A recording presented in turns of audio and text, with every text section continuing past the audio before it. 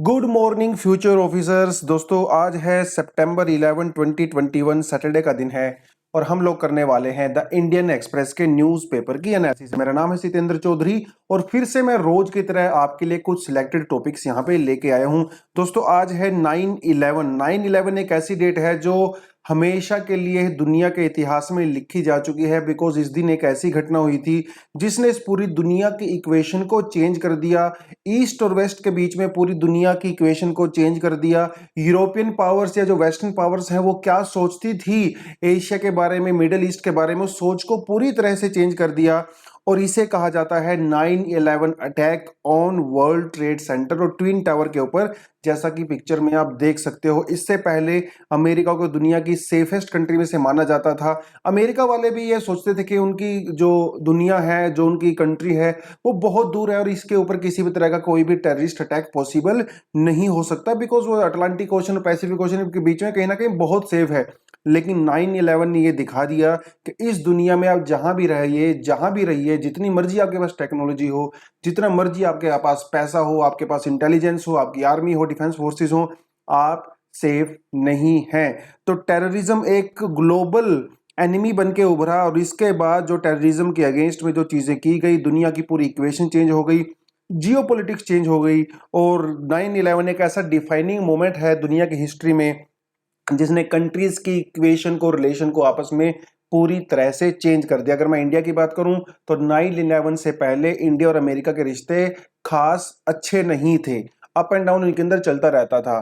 पाकिस्तान के साथ अमेरिका के रिलेशन अच्छे थे, लेकिन 9/11 के अटैक के बाद इक्वेशन चेंज हो गई और आज के समय में इंडिया अमेरिका का एक स्ट्रेटेजिक पार्टनर बन के उभरा है। कहीं ना कहीं 9/11 वाली वो बातें भी यहाँ पे हैं, तो इसके बारे में थोड़ा सा एडिटोरियल में डिस्कशन करूंगा। लेकिन अगर आज आप पढ़ोगे किसी भी न्यूज़पेपर में, कोई भी, चाहे हिंदी इंग्लिश कोई भी न्यूज़पेपर हो, मोस्टली आपको 9/11 के बारे में ही पढ़ने को मिलेगा। तो 9/11 का जो ट्विन टावर है वो तो गिर गया था, अभी तो आप वहाँ पे देख सकते हैं मेमोरियल टाइप का उन्होंने बना रखा है। लोग वहाँ पे जाते हैं, प्रे वगैरह करते हैं, वो सारी चीज़ें हैं वहाँ पे। चलिए, तो इसके बारे में तो देखेंगे बाद में, लेकिन पहले देख लेते हैं आज की फ्रंट न्यूज़ का है। पहले आता है हमारा mining power drive factory output to near pre covid level.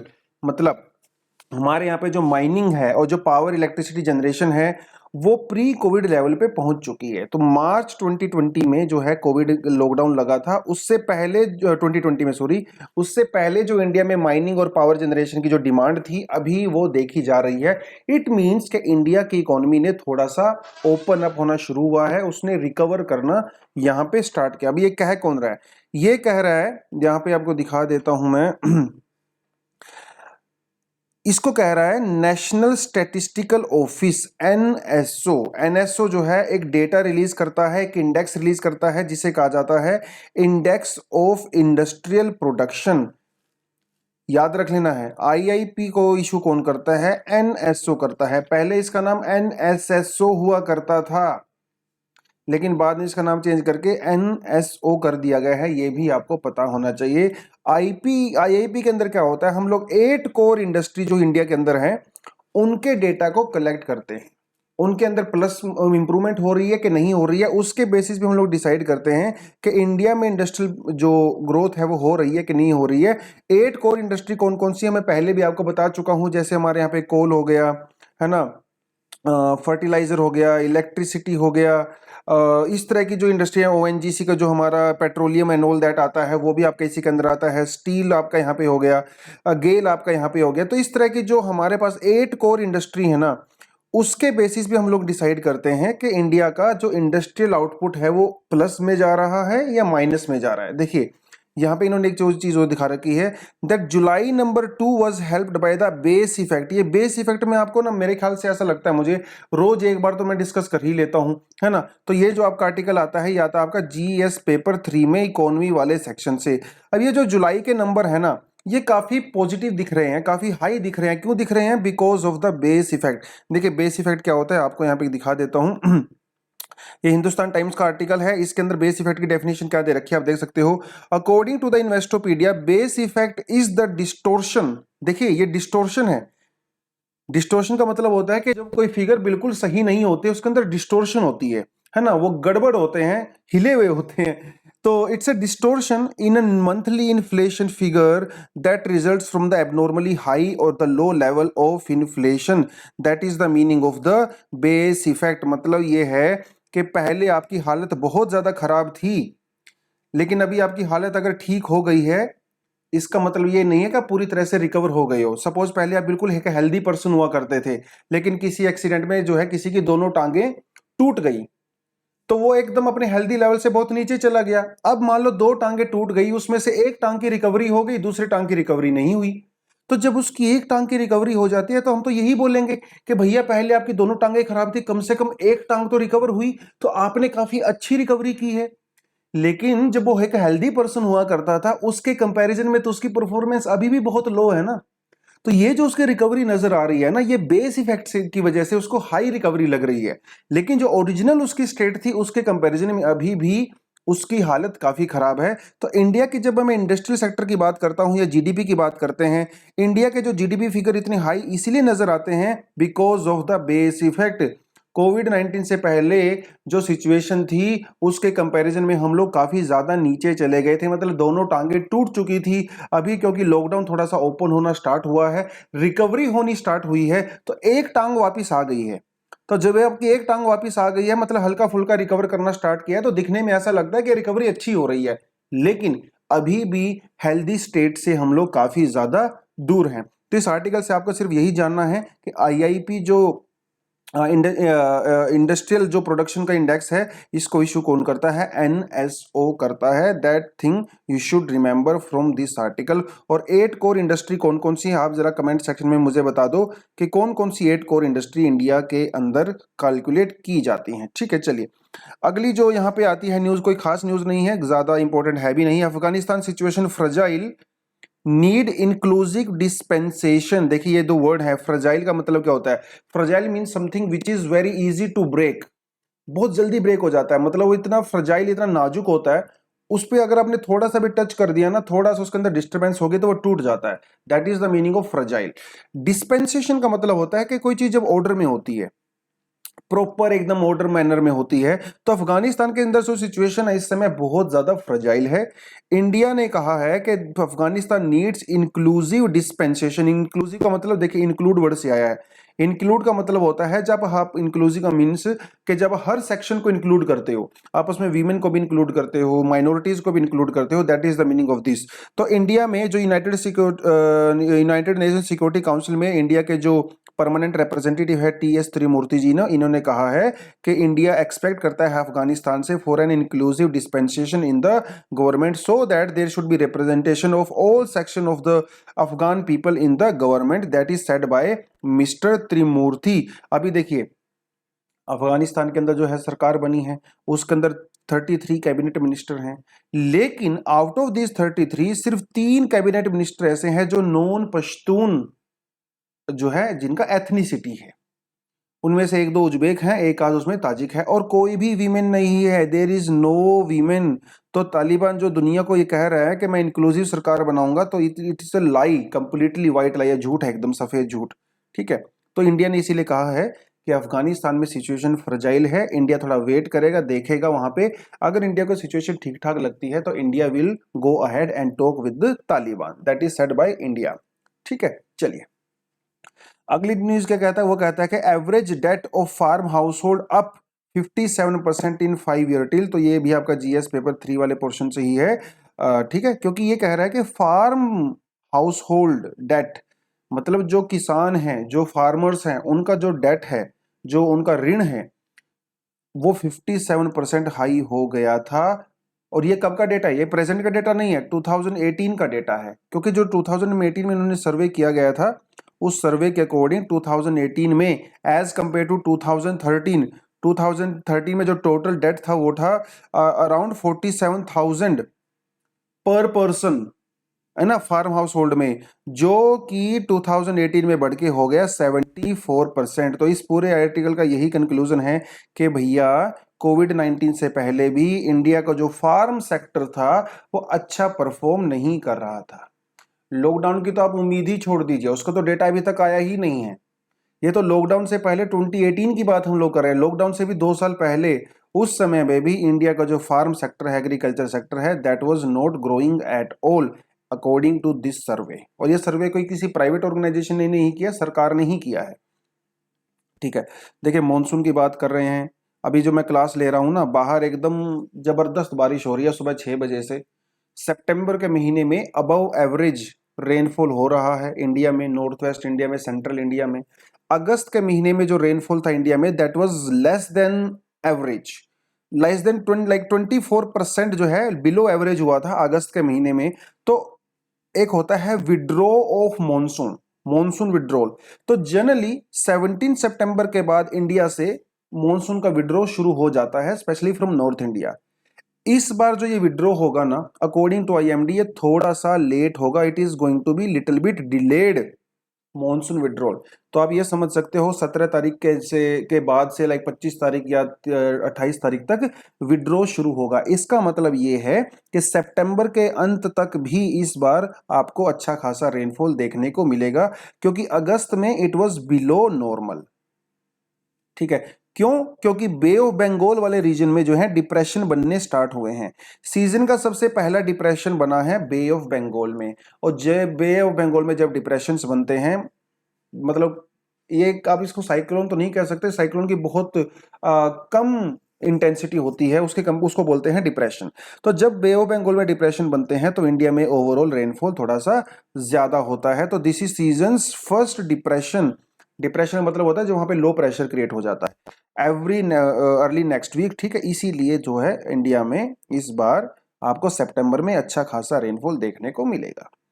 उसके अलावा जब हम लोग एडिटोरियल की बात करते हैं तो एडिटोरियल में ये सेक्शन आप कंप्लीटली छोड़ सकते हो, क्योंकि ये उसी की 9/11 अटैक के बारे में वो सब बातें कर रहा है। और यहाँ पे चलिए देखिए, दिखा देता हूँ आपको। इफ अगर आप हमारे चैनल पे नए हो तो आप हमारे चैनल को सब्सक्राइब जरूर करें, क्योंकि हम लोग रोज आपके लिए एक बढ़िया अच्छी खासी एक एडिटोरियल सेक्शन और न्यूज़पेपर एनालिसिस आपके लिए लेके आते हैं। जो पुराने बच्चे हैं वो तो खैर वहाँ पे देखते ही हैं। ठीक है, उसके अलावा जो है टेलीग्राम पे भी हमसे जुड़ सकते हो। टेलीग्राम पे हमारा हैंडल है itubeclasses_UPSC। इसका लिंक आपको डिस्क्रिप्शन में मिल जाएगा। व्हाट्सएप का नंबर भी आपको डिस्क्रिप्शन में दिया हुआ है। अगर आप हमारे व्हाट्सएप ग्रुप को ज्वाइन करना चाहते हो तो उस नंबर पर आप टेक्स्ट कर सकते हो, आपको वहां से हम लोग लिंक सेंड कर देंगे। चलिए, अगली बात आती है कहाँ से, आरबीआई से आती है। तो इसको भी हम लोग कवर करते हैं अपने जीएस पेपर 3 से, इकोनॉमी वाले सेक्शन से कवर करते हैं। क्या कह रहे हैं? देखिए आरबीआई जो है ना, आरबीआई बेचारा पिस गया है। देखिए एक आरबीआई होती है, एक गवर्नमेंट होती है। गवर्नमेंट हमेशा कोशिश करती है क्या, कि हमारा जो जीडीपी ग्रोथ होता रहे, आउटपुट ग्रोथ होता रहे। That is the main function of the government. RBI का मेन फंक्शन क्या होता है कि इन्फ्लेशन कंट्रोल में रहे, क्योंकि this is the primary function of the RBI to control the inflation. But primary function of the RBI government is to increase the GDP figures, to increase the output. और ये कई बार दोनों चीजें आपस में सिंक नहीं करती हैं। कई बार ऐसा होता है अगर आप इन्फ्लेशन को कंट्रोल करने जाते हो तो जीडीपी हैम्पर हो जाती है। इन्फ्लेशन को अगर जीडीपी का ग्रो करते हो तो इन्फ्लेशन बढ़ जाती है। कई बार ये ना अपोजिट एंड पे भी होते हैं। आरबीआई उस समय इसको कैसे बैलेंस करती है? देखिए आरबीआई तो अपने फंक्शन को ही फोकस करेगी ना, बिकॉज आरबीआई का मेन फंक्शन होता है इन्फ्लेशन एंड ऑल दैट। तो यहाँ पे आपको दिखा देता हूं मैं फंक्शंस ऑफ द आरबीआई। इसके अंदर एक फंक्शन आता है मॉनेटरी अथॉरिटी। मॉनेटरी अथॉरिटी का मतलब ये होता है कि आरबीआई को मार्केट के अंदर पैसे की सप्लाई को कंट्रोल करने की अथॉरिटी होती है। RBI has many tools by using of which RBI can control the money supply in the market. और एक बार मार्केट में अगर मनी सप्लाई कंट्रोल हो जाती है तो इसका सीधा सा मतलब है कि इन्फ्लेशन कंट्रोल में हो जाता है ना। क्योंकि जब मनी सप्लाई बढ़ेगी तो लोग डिमांड करेंगे, डिमांड करेंगे तो प्राइस भी हाई होगा, प्राइस हाई मतलब इन्फ्लेशन। जब मनी सप्लाई कम होगी तो लोग कम डिमांड करेंगे, कम डिमांड मतलब less price, less price means control of inflation. तो आरबीआई बेचारी कंफ्यूजन में रहती है, वो करे तो क्या करे, वो सरकार की सुने या अपने दिल की सुने। अब यह समस्या थोड़ी सी हमारे यहाँ पे है। तो पेंडेमिक के समय में क्या है, पेंडेमिक के समय में ऐसा हुआ कि जो हमारी इस समय जो प्री कोविड 19 से पहले जो इकोनॉमी की ग्रोथ चल रही थी, डेफिनेटली वो नीचे गई हुई है काफ़ी ज़्यादा। तो रिसेंटली जो है हमारे जो आरबीआई के गवर्नर हैं मिस्टर शक्तिकांता दास, ये नाम आपने याद रख लेना है। इन्होंने एक इंटरव्यू में ये कहा था, that fast moving indicators are looking quite beat, however not until the second quarter number distorted in the to base effect economy had contracted 7.8%। देखिए इन्होंने ये कहा है इसके थ्रू कि देखो, देखने में ऐसा लग रहा है कि हमारी इकोनॉमी ग्रो कर रही है because of the base effect, लेकिन अभी भी प्री कोविड 19 वाले लेवल पे पहुंचने में हमें थोड़ा सा समय लगेगा। इन्होंने साथ के साथ ये भी कहा कि आरबीआई जो है अपने इन्फ्लेशन के टारगेट को अचीव करेगी। देखिए, और क्या टारगेट होता है आरबीआई के इन्फ्लेशन का? टारगेट होता है 4% ±2। मतलब आरबीआई को कोशिश करनी चाहिए कि हमारी इन्फ्लेशन 4% से ज्यादा ना जाए। किसी किसी एक्सट्रीम केस में वो 6% जा सकती है, किसी किसी एक्सट्रीम केस में वो 2% भी जा सकती है। लेकिन अगर वो 2% से नीचे चली गई या 6% से ऊपर चली गई तो आरबीआई को एक्शन लेना पड़ता है। तो हमारे यहाँ पे जो रेंज है दैट इज बिटवीन 2 to 6%। पहले आरबीआई 4% पे फोकस करता था, लेकिन इस बार क्योंकि इन्फ्लेशन थोड़ी सी ज्यादा हो गई थी अराउंड 6%, तो बहुत सारे लोगों ने आरबीआई को बोला, अरे सर देखिए आप इन्फ्लेशन 6% से ज्यादा चली गई, आप कुछ क्यों नहीं कर रहे हो? तो आरबीआई ने कहा कि देखिए हम लोग पहले 4% पे फोकस करते थे, इस बार हम लोग 6% पे फोकस कर रहे हैं क्योंकि रिकवरी भी जरूरी है। अगर आरबीआई इन्फ्लेशन के ऊपर कंट्रोल करेगा तो रिकवरी नहीं हो पाएगी। देखिए आप मनी सप्लाई को कैसे कंट्रोल करते हैं? Through interest rate. Money supply को कैसे कंट्रोल करते हैं? थ्रू इंटरेस्ट रेट, और या फिर बाकी जो रेपो रेट होती है, रिवर्स रेपो रेट। अगर आरबीआई इंटरेस्ट रेट को ज्यादा करती है तो मनी सप्लाई कम हो जाती है, और अगर इंटरेस्ट रेट को कम करती है तो मनी सप्लाई बढ़ जाती है। तो इंटरेस्ट रेट डायरेक्टली इंपैक्ट करता है, और इंटरेस्ट रेट किसके हाथ में होता है? आरबीआई के हाथ में होती है। तो bye controlling the inflation interest rate and the repo rate, reverse repo rate, CRR, SLR, RBI controls the money supply in the market. ठीक है, तो इसकी एक कमेटी होती है जिसे कहा जाता है एमपीसी, मॉनेटरी पॉलिसी कमेटी, जो आरबीआई की होती है। इसने कहा कि हम लोग जो है 2 to 6% पे फोकस यहाँ पे कर रहे हैं, and we are looking very closely watchful of the inflation, कि डरिए मत, हम लोग इन्फ्लेशन को ज्यादा नहीं बढ़ने देंगे, ऐसा इनका कहना है। इन्होंने ये भी कहा, if inflation continues to stay elevated, elevated मतलब हाई, एलिवेशन मतलब एक हाई होता है ना, elevated, the MPC risk losing credibility vis a vis achieving the objective of the price stability, क्योंकि आरबीआई का मेन फंक्शन होता है टू कंट्रोल द इन्फ्लेशन, और अगर आरबीआई इन्फ्लेशन को कंट्रोल करने में सक्सेसफुल नहीं रहती है, इसका मतलब आरबीआई की क्रेडिबिलिटी के ऊपर भी सवाल उठाया जाएगा, ऐसा कहा गया है इस आर्टिकल के अंदर। तो थोड़ा सा देखिए, ये बहुत बड़ा मुद्दा हो जाता है, इन्फ्लेशन, एमपीसी, सीआरआर, एसएलआर, पूरा बैंकिंग सेक्टर हो जाता है। तो पूरा तो हम लोग आपको नहीं करवा सकते, लेकिन आई होप कि आपको बेसिक चीज़ें पता होंगी, क्योंकि पूरा कराने में तो आपको कम से कम 10 घंटा लगने वाला है। इन्फ्लेशन और आरबीआई के functions, government and all that, है ना, मॉनेटरी पॉलिसी, बहुत बड़ा टॉपिक हो जाता है। तो आई अज्यूम कि आपको वो पहले से सारी चीज़ें पता होंगी। और कभी कभी इसलिए मैं थोड़ा सा डर भी लगता है मुझे जब मैं आपको इकोनॉमी के टॉपिक करवाता हूँ, क्योंकि मोस्टली बच्चों को इकोनॉमी के टॉपिक अवॉइड करते हैं बिकॉज वो अपनी इकोनॉमी के बेसिक्स क्लियर नहीं करते हैं। तो हमेशा यही कहता हूँ, पहले अपनी इकोनॉमी के बेसिक्स क्लियर कीजिए, बेसिक एनसीईआरटी पढ़िए, 11th स्टैंडर्ड की एनसीईआरटी आती है, मैक्रो इकोनॉमिक्स, थोड़ा गूगल वगैरह कीजिए। आपके जब बेसिक्स इकोनॉमी के कवर होंगे ना, तभी आपको इस तरह के आर्टिकल समझ में आएंगे, अदरवाइज आर्टिकल समझ में नहीं आएंगे। ठीक है, क्योंकि इसके पीछे बहुत सारे कॉन्सेप्ट होते हैं। चलिए, अगली जो आपका आइडिया वाला पेज है, इसको आप कंप्लीटली छोड़ सकते हो, दिस इज टोटली इररेलेवेंट, कोई खास नहीं है, इसको भी आप छोड़ सकते हो। Again it is talking about the 9/11। ठीक है, थोड़ा सा अगर आपको पढ़ना है तो आप इसके बारे में पढ़ सकते हो, the India advantage, geopolitics, economy changed radically after 9/11। तो ये भी आपको जीएस पेपर 2 से इसको आप पढ़ सकते हो। देखिए क्या कह रहा है, ये कह रहा है कि देखिए इंडिया टेररिज्म से दुखी है, क्योंकि पाकिस्तान जो स्पॉन्सर करता है टेररिज्म को, वो इंडिया के ऊपर अटैक करता है। कश्मीर में 1989 के बाद पाकिस्तान जो टेररिस्ट इंसर्जेंसी बढ़ी थी, उसमें पाकिस्तान का सीधा सीधा सा हाथ यहाँ पे बताया गया है, इसमें किसी तरह का कोई डाउट नहीं है। लेकिन जब इंडिया ने अमेरिका को या यूरोपियन पावर को ये कहा कि देखो भैया हमारे यहाँ पे पाकिस्तान डिस्टरबेंस क्रिएट कर रहा है, तो अमेरिका ने पता क्या कहा? उन्होंने कहा कि this is your problem, this is law and order problem, because European and the western powers they were good ally of Pakistan. अब यूरोप और अमेरिका हमेशा से ही पाकिस्तान के दोस्त रहे हैं, लेकिन ये सिचुएशन चेंज हो गई 9/11 के बाद में, सिचुएशन कंप्लीटली चेंज्ड। ऊपर से 2011 के अंदर ओसामा बिन लादेन भी भैया पाकिस्तान के अंदर ही मिला। और ऐसा नहीं कि जंगल में रह रहा था, एकदम पाकिस्तान के जो आर्मी का जो ऑफिस था उसके बिल्कुल पास में ही था। तो ये क्या दिखाता है कि जब पाकिस्तान के डायरेक्ट रोल का पता चला पूरी दुनिया को तो उनके एटीट्यूड के अंदर चेंज हो गया। तो 9/11 के बाद इंडिया यूएस रिलेशनशिप के अंदर भी सी चेंजेस हुए। सी चेंजेस का मतलब बहुत बड़े बड़े चेंजेस यहाँ पे होने लगे। पोखरण में जो न्यूक्लियर टेस्ट इंडिया ने किया था उसके बाद अमेरिका ने और यूरोप ने इंडिया के ऊपर सैंक्शंस लगा दिए थे। तो न्यूक्लियर सप्लायर ग्रुप एक ग्रुप होता है जो न्यूक्लियर मटेरियल को सप्लाई करता है। इंडिया इसका मेंबर नहीं था और इनको साफ साफ इंस्ट्रक्शन दी गई थी कि कोई भी कंट्री दुनिया इंडिया के साथ न्यूक्लियर और के अंदर डील नहीं करेगा, यूरेनियम वगैरह इंडिया को नहीं देगा, क्योंकि इंडिया ने पोखरण टेस्ट किया था।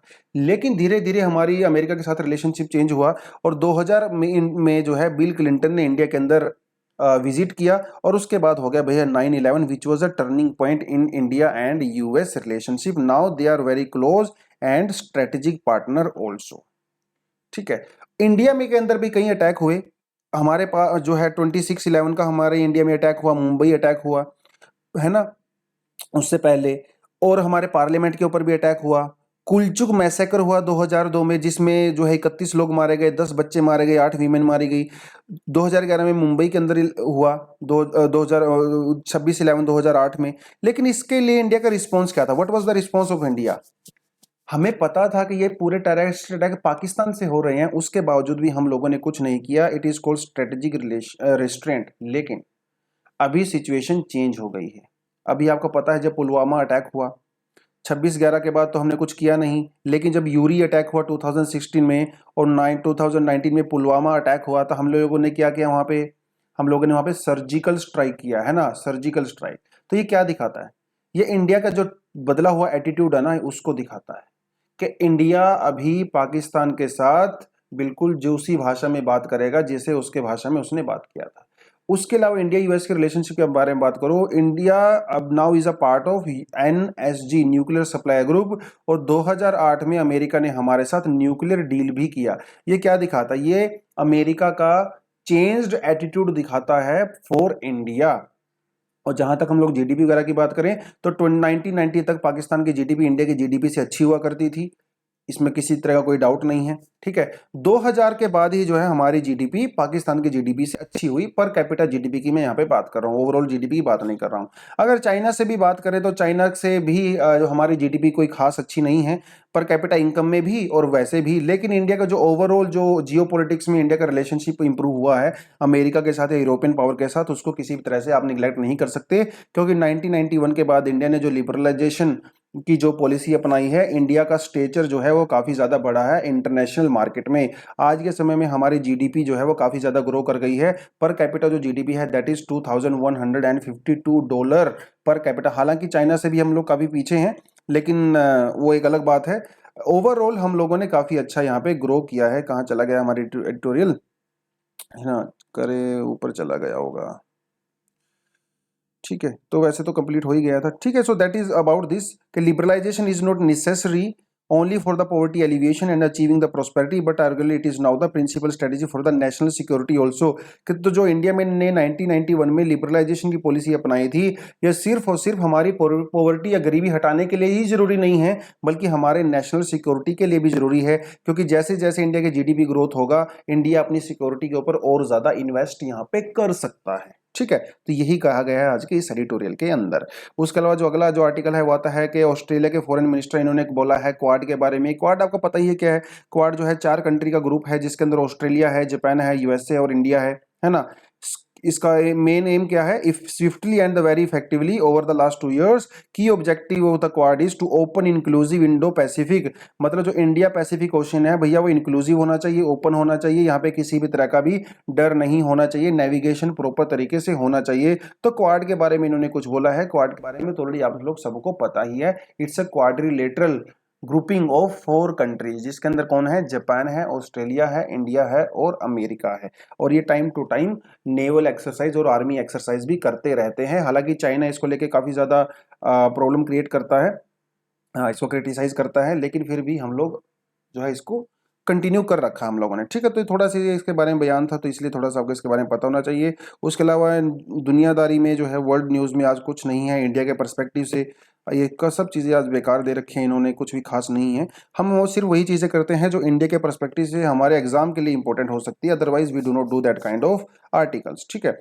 अगली जो यहाँ पे दिया हुआ है ये एक्सप्लेन सेक्शन में आप देख सकते हो, in the 1965 battle of Asal Uttar and the role of Abdul Hamid. भैया अब्दुल हमीद की स्टोरी यहाँ पे बता रखी है कि कैसे इन्होंने अटैक किया, कहाँ पे क्या सिचुएशन थी 1965 के वॉर में, क्योंकि इनको वीर चक्र भी मिला था, वीर चक्र दिया गया था इनको मरने के उपरांत, जिसे कहा जाता है पोस्थमस।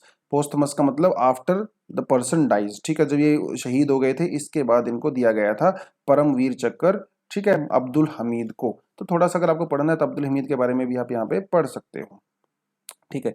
अगर हम बात करें इकोनॉमी सेक्शन के बारे में, तो इकोनॉमी सेक्शन से आपका जीएस पेपर 3 में एक ही न्यूज़ इंपॉर्टेंट है आज, वो है ये WhatsApp to offer end to end encryption option for the bank. देखिए इन्होंने क्या कहा है, इन्होंने कहा है कि हम लोग एंड टू एंड एनक्रिप्शन देंगे। देखो एनक्रिप्ट का मतलब वो क्या होता है, एनक्रिप्ट का मतलब होता है जो हाईली सिक्योर होता है, जिसे हर कोई एक्सेस नहीं कर सकता, that is the meaning of encryption.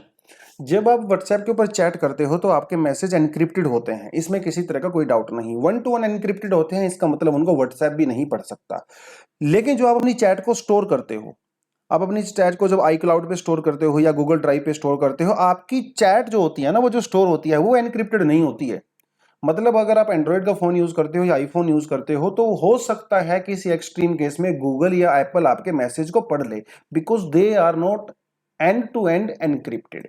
आप इस बात को समझ रहे हो।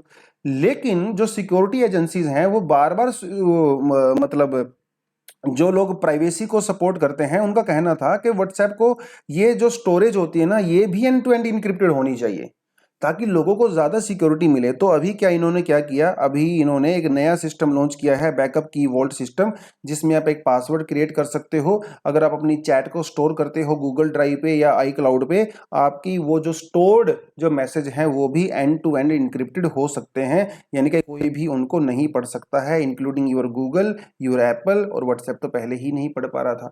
तो प्राइवेसी को लेकर जो है इन्होंने ये यूज किया है। हालांकि जो गवर्नमेंट एजेंसी हैं वो कहती हैं कि प्राइवेसी इतनी ज्यादा स्ट्रोंग नहीं होनी चाहिए। तो यहाँ पे दो पॉइंट आते हैं, एक आता है गवर्नमेंट का पॉइंट आता है और दूसरा पॉइंट जो है वो इन कंपनीज का आता है। तो ये कंपनीज कहती हैं कि that we can not weaken our security. होना तो ये चाहिए कि सिक्योरिटी स्ट्रांग होनी चाहिए, लेकिन जो सरकारी कंपनियां हैं वो कहती हैं कि नहीं नहीं, सिक्योरिटी इतनी स्ट्रांग नहीं होनी चाहिए, क्योंकि हो सकता है किसी एक्सट्रीम केस में उनको मैसेज एक्सेस करने पड़ जाएं, हो सकता है कोई टेररिस्ट एक्टिविटी हो रही हो सकता है कुछ और एक्टिविटी हो रही हो। तो सरकार कहती है कि एंड टू एंड अगर इनक्रिप्शन रहेगा तो वो उनके मैसेज को डिकोड नहीं कर पाएंगे। लेकिन व्हाट्सएप ने उनकी बात नहीं सुनी और फाइनली उन्होंने इनको एंड टू एंड इनक्रिप्टेड कर दिया है। तो आज के बाद अगर अपने मैसेज को आप स्टोर करते हो तो you just create a password and your message are going to be encrypted end to end, so you don't need to worry कि गूगल आपके मैसेज पढ़ लेगा। So that was about it, ठीक है। तो यही था आज का आर्टिकल्स में, कोई खास इंपॉर्टेंट आर्टिकल नहीं है, हल्के हल्के फुल्के जो है इधर उधर से जैसे भी आए हैं हम लोगों ने आपको एक्सप्लेन करने की यहाँ पे कोशिश किया। हमेशा बहुत अच्छा न्यूज़पेपर नहीं आता है। आज हम लोगों ने आरबीआई के बारे में थोड़ा सा पढ़ा, that was important for us. उसके बाद थोड़ा सा इंडेक्स वगैरह के बारे में देखा, अफगानिस्तान सिचुएशन, 9/11 है ना, इंडिया अमेरिका रिलेशनशिप, वो थोड़ी सी चीज़ें हैं। कई बार एग्जाम में वो आपसे इस तरह के क्वेश्चंस पूछ सकता है। तो अगर मैं बात करूं आपसे एक मेंस के क्वेश्चन की बात करूं तो I can give you question of the mains, ठीक है। देखिए आपको क्वेश्चन का मेंस मैं लिख के देता हूं ताकि आपको लिखने में आसानी रहे, क्योंकि कई स्टूडेंट कहते हैं कि सर आप मेंस का भी एक क्वेश्चन हमें दे दिया करो ताकि हम लोग लिख सके। देखिए क्वेश्चन आपको यहाँ पे देता हूं मैं। क्वेश्चन कुछ इस तरह से आज के एडिटोरियल सेक्शन से हम लोग कर सकते हैं कि इन the backdrop of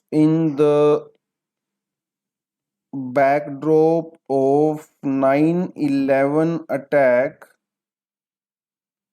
discuss the changed relationship between India and West in general and India and USA in particular, ठीक है, पर्टिकुलर। तो 250 वर्ड्स में आपसे इस तरह का क्वेश्चन एग्जाम में पूछा जा सकता है। In the backdrop of 9/11 attack discuss the change relationship, जो चेंज हो गया है between India and the west in general, मतलब यूरोप को इंक्लूड करोगे, and India and USA in particular, तो इसको आप जो है यहाँ पे इंक्लूड करोगे। कैसे over a period of time 9/11 से पहले हमारे रिलेशनशिप कैसे थे, 9/11 के बाद हमारे रिलेशनशिप किस तरह से चेंज हुए हैं, और प्रेजेंट में जो हमारे रिलेशनशिप का स्टेटस है with west and the America, you need to discuss in this answer. तो आज का जो एडिटोरियल सेक्शन है उसमें से भी ये कवर आप कर सकते हो, ठीक है। उसके अलावा जो हमारे बच्चे हैं, आप यहाँ पे जाके सब्सक्राइब करें चैनल को, इंस्टाग्राम आप ज्वाइन कर सकते हो, टेलीग्राम आप ज्वाइन कर सकते हो, व्हाट्सएप का लिंक जो है नंबर आपको यहाँ पे दिया हुआ है। And if you want to support us financially, हमारी टीम को सपोर्ट करना चाहते हो, तो आप यहाँ पे जाके डोनेट कर सकते हो, ठीक है। तो चलिए, that is all for the day. Thank you very much, all the best and जय हिंद।